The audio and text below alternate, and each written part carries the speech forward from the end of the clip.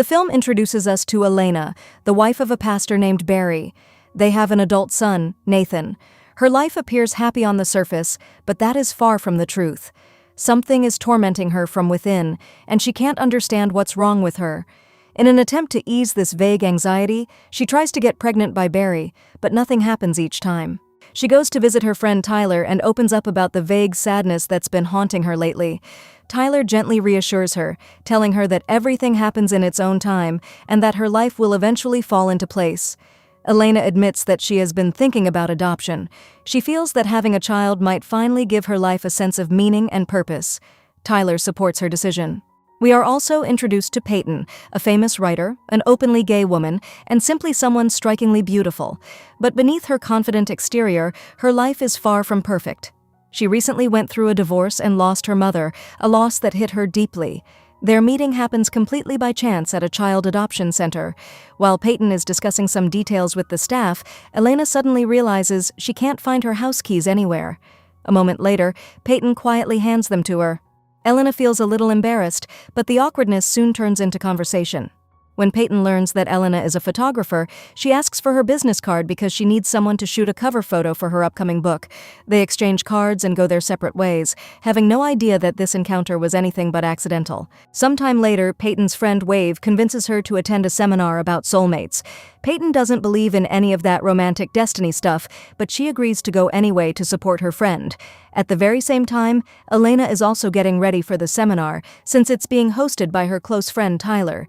And once again, they find themselves in the same room. Tyler speaks about life, love, and the invisible thread that mysteriously connects people to one another. Then he announces a short break. That's when Elena and Peyton notice each other again. As they talk, Peyton openly admits that she's a lesbian and was once married to a woman. The confession catches Elena slightly off guard, yet at the same time she becomes strangely nervous without fully understanding why. Right before leaving, Elena casually mentions that her husband is a pastor. This time it's Peyton who tenses up after hearing it, though she tries not to show it. One day, Peyton decides to call Elena.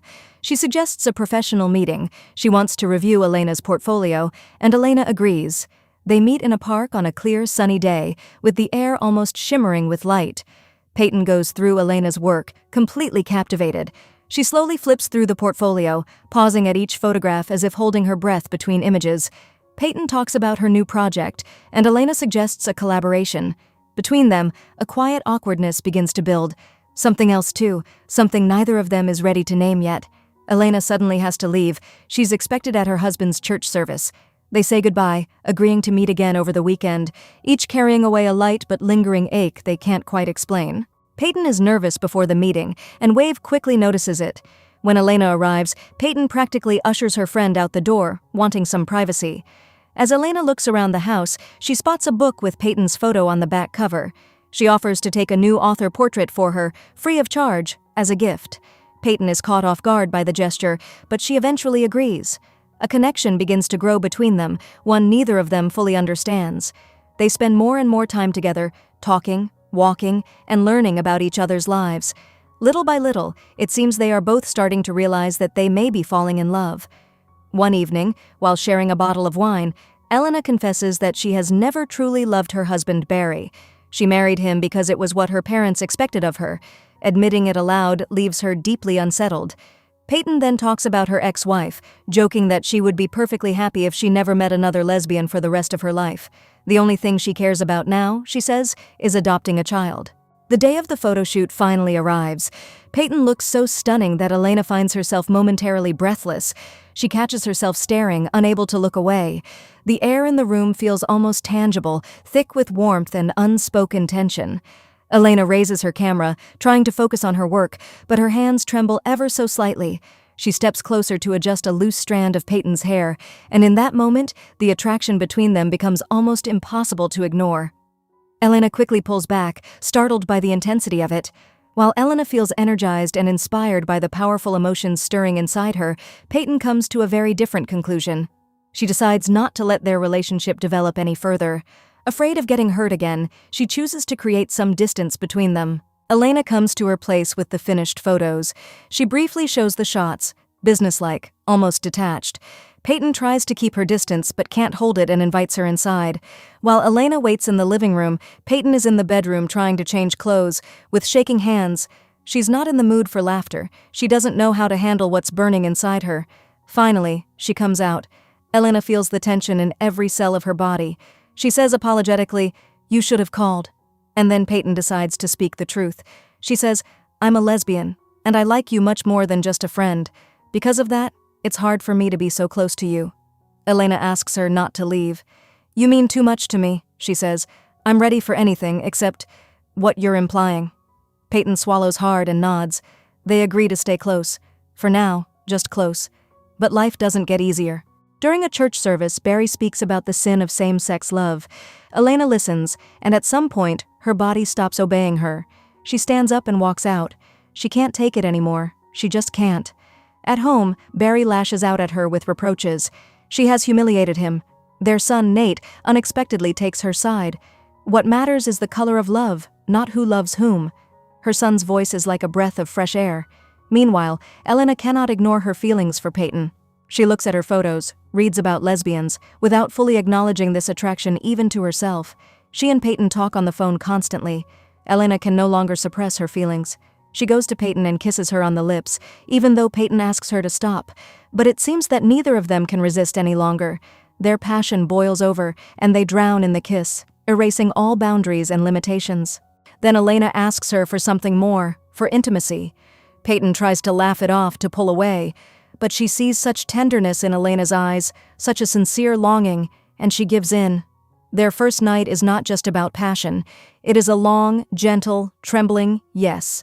Every touch feels like a confession. Every kiss feels like a promise. The next morning, Elena feels as though she has woken up for the first time in years. She goes to Tyler and says, almost breathless with happiness, "I'm in love. For the first time in my life." Peyton is just as elated.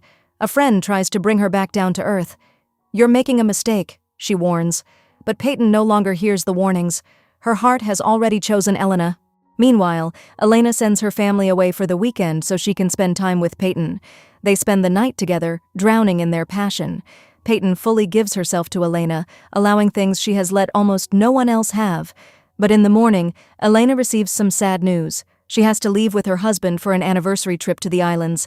It hurts Peyton deeply. She is not ready to let Elena go, afraid of losing her forever. But Elena reassures her that everything will be the same as before. She tries to calm Peyton, saying that there has been no intimacy between her and Barry since she and Peyton became involved. Peyton says goodbye to Elena with a heavy heart, and when Elena flies away, Peyton writes her letters, telling her what Elena means to her. She loves her, sincerely, truly. Unfortunately, the letters never reach Elena. Her son intercepts them, and it sends him into shock. He cannot accept that his mother is cheating on his father. Upon her arrival, Peyton finally dreams of meeting Elena. But Elena has too many family obligations. She texts Peyton saying she can't make it. On the promised day, Elena never shows up. Barry also senses that Elena has grown distant from him. He flies into a rage and lets her have it, saying everything he's been holding back. Sometime later, Elena drives to Peyton's place. Peyton is overjoyed to see her, but things aren't entirely smooth. Elena tells her she doesn't have much time, and Peyton has no choice but to accept it. After all, she loves Elena. As they lie together in bed and Peyton confesses her feelings to Elena, they're interrupted by an unexpected phone call. On the other end of the line is Nate's girlfriend, Tori. She tells Elena to come home immediately because Nate is in trouble and he knows about her relationship with Peyton. Elena tries to explain to her son that she herself is facing a difficult choice right now. She doesn't want to hurt Barry, but she doesn't love him. Nate begs his mother not to leave Barry. He doesn't want their family to fall apart. Yet at the same time, he understands his mother and wants her to be happy. When Peyton and Elena meet in the park, they are accidentally spotted by an acquaintance from church. To her, it is important news, and she quickly heads to Barry to tell him what she has seen. Sitting with Elena, Peyton makes the decision to end their relationship. She is exhausted. They are both exhausted. Peyton understands that. She does not want any more pain for herself or for Elena, but she believes it is the only right decision for both of them. Elena cannot accept it. She is willing to keep dividing herself between Peyton and Barry, but that is no longer enough. Through tears, Elena walks away. When Barry learns the truth, he is deeply hurt. He comes home and begs Elena not to make a mistake, to save their family. Elena does not know what to say. This is painful for her as well, but she knows she must make a choice. Meanwhile, Peyton tries to distract herself by spending countless hours swimming in the pool. She throws away the things that remind her of Elena, desperately trying to forget both her and everything they shared. Sometime later, while Peyton is walking through the park with her friend, they unexpectedly run into Elena and her family. The moment Peyton notices Elena's pregnant belly, she is overcome with anger. She immediately assumes that Elena had been sleeping with Barry while they were still in a relationship. The confrontation becomes overwhelming. Elena suddenly faints and is rushed to the hospital. Sometime later, Nate asks Peyton to visit Elena. Peyton agrees. When she arrives, Elena finally tells her the whole truth. The baby is not Barry's. On top of that, she and Barry have divorced. Elena explains that a friend helped her conceive through IVF. Suddenly, everything falls into place. Peyton moves closer and wraps her arms around Elena, realizing how wrong she had been. Relief, regret, and love wash over her all at once.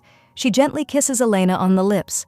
For a moment, the world around them seems to disappear. Their foreheads rest together, their breaths mingling as they hold each other close. And in that moment, nothing else matters.